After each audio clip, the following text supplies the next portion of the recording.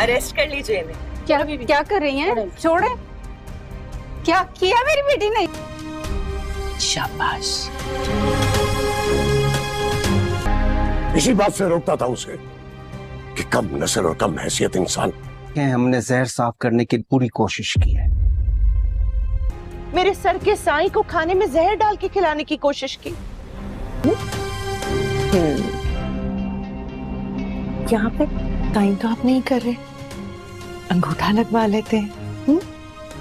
जहां कशमाला की सारी चालें उस वक्त नाकाम हो जाती हैं जब डॉक्टर जाफर को पता चलता है कि गजनवी को जहर नहीं दिया गया, बल्कि एक ऐसी दवा दी गई है जिससे इंसान को उल्टी और सांस लेने में मुश्किल होती है और बेहोशी छा जाती है, मगर इससे मौत नहीं होती। यह सुनकर जाफर हैरान रह जाता है और सोचता है कि कशमाला या दुआ ऐसा क्यों करेंगी।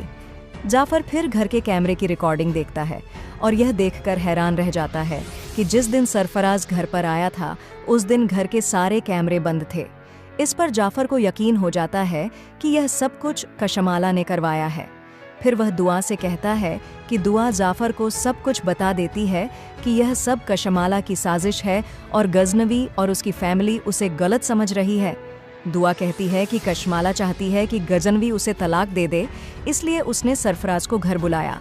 लेकिन जब गजनवी ने कहा कि वह दुआ को तलाक नहीं देगा तो कशमाला ने यह साजिश की और खाने में कुछ मिला दिया ताकि सब उसे गलत समझें और गजनवी अपने माता पिता के कहने पर उसे तलाक दे दे।